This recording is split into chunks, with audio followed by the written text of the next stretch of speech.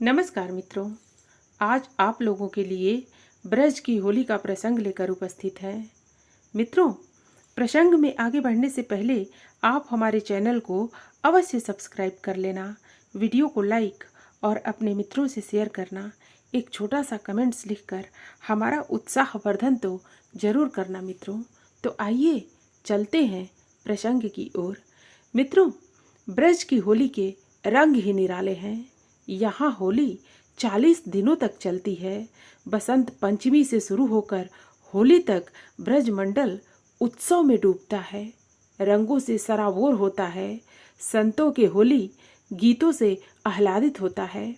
इस होली के केंद्र में श्री कृष्ण और राधा हैं। होरियार और होरियारिने यानी गोप और गोपिकाएं श्री कृष्ण और राधा के प्रतीक हैं। ज्यों ज्यों होली नज़दीक आती है, ब्रज में ऐसा रंग चढ़ता है कि जीवन भर छूटता ही नहीं। इस होली में केवल श्री कृष्ण पुरुष हैं, बाकी सब नारियां। लेकिन ये नारियां शक्तिमान हैं और अपने अधिकारों के प्रति सजग भी। इस भाव ने बरसाने और नंदगांव की होली को पूरी दुनिया में प्रसिद्ध कर दिया। बरसाने में राधा रानी हैं, उनकी सखियां हैं। नंदगांव में श्री कृष्ण हैं और उनके सखा। श्री कृष्ण और उनके सखाओं तथा गोपियों के बीच खेली जाने वाली यह होली ऐसी बरजोरी है जहां गोपिकाओं के हाथों में होती हैं लाठियां, और इन लाठियों से बचते नजर आते हैं नंदगांव के होरियार। महिला सशक्तिकरण का यह अद्वितीय दृश्य होता है। महिला अबला नहीं सबला है, वह पुरुष से मुकाबला करती है। यहाँ भेदभाव नहीं है। अनुपम होली हो यहाँ, लट्ठों के सरनाम, अबला सबला सी लगे बरसाने की वाम। यहाँ पर जाति व पुरुष प्रधानता के अहंकारी दावे बिखरते दिखते हैं। श्री कृष्ण का समाज पुरुष प्रधान नहीं है, इसके शिखर पर नायिका है। गोपियाँ होली में बरजोरी भी करती हैं और गोपियाँ उन्हें स्त्री वेश धारण करा घुमा भी देती हैं। बरसाने की होली तभी उत्सव में बदलती है जब पुरुष होने के अहंकार का भाव समाप्त हो जाता है। यह भाव देखियो सुनियो सो कुंज कुटीर में बैठे पलोटत राधिका पायन का है।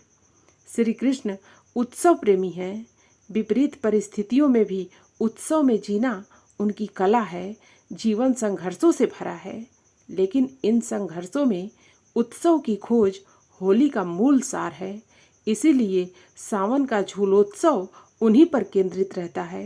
गोवर्धन पूजा कर वह इंद्र को चुनौती देते हैं और साहस कर कहते हैं कि इंद्र की पूजा कुछ नहीं दे सकती।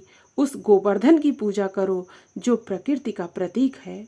उस गाय की पूजा करो जो तुम्हारे परिवार का भरण पोषण कर रही है। वह होरी के भी प्रतीक पुरुष हैं। बसंत उत्सव में बांके बिहारी के गालों पर गुलाल लगाकर उत्सव की शुरुआत हो जाती है। वृंदावन, मथुरा व पूरे ब्रज मंडल के लगभग सभी मंदिर इस होली उत्सव में डूब जाते हैं। इस होली की विशेषता तो यही है कि यहाँ स्त्री पुरुष का भेद नहीं है। एक बार मीराबाई प्रसिद्ध संत जीव गोस्वामी जी के दर्शन करने गई। मीरा ने गोस्वामी जी के शिष्यों से कहा कि वह गोस्वामी जी के दर्शन करना चाहती हैं। जीव गोस्वामी जी ने कहला दिया कि वह महिलाओं से नहीं मिलते। मीरा हंसी और यह कहते हुए लौट पड़ी कि मैं तो समझती थी कि यहाँ पुरुष सिर्फ श्री कृष्ण हैं, बाकी सभी गोपियाँ हैं। मीरा को अपने स्त्री होने पर गर्व है। यह भाव ब्रज के कण कण में बसा हुआ है। इसी भाव से सभी श्री कृष्ण से होली खेलना चाहते हैं। इस होली में श्री कृष्ण से उलाहना है, ए लला, होली में तुम मेरे ऊपर ही ऐसा चटक रंग क्यों डाल रहे हो जो छुटाए नहीं छूटेगा। लेकिन चाहत यही है कि ऐसा चटक रंग पड़े कि जीवन भर छुटाए ना छूटे। रंग जीवन है, उत्सव है, प्रेम है। जहाँ श्री कृष्ण है वही रंग है, प्रेम है। प्रेम मर्यादाओं को खंडित करता है। ब्रज का ठाकुर बावरा है, उसे दुर्योधन की मेवा से कहीं ज़्यादा स्वादिष्ट विदुर का साग लगता है। श्री कृष्ण की लीला ही लोक कल्याणकारी सरोकार है। यही सरोकार ब्रज की होली को विशिष्ट बना देता है।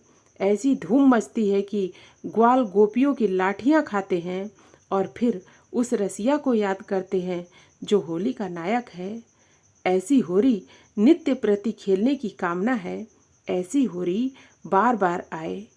चीर जीवो होरी के रसिया चीर जीवो, नित्य प्रति आओ मेरी होरी खेलन, नित गारी नित बसिया। मित्रों, फिर मिलते हैं अगली प्रस्तुति में नई कहानी के साथ।